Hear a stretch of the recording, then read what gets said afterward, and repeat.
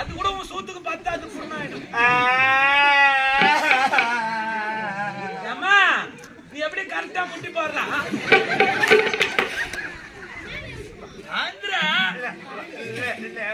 உன் சூத்துக்கு கண்டிப்பா பொண்ணாயிடா.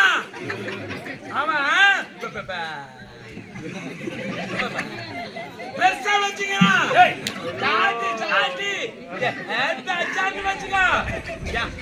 அங்க வீங்க போடுமா தெரியாது. அப்புறம் நீ தேங்காய் பத்தாது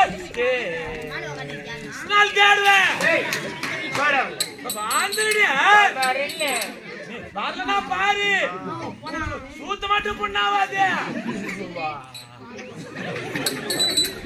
வாடம்பு பூரா பொண்ணாயிடும்.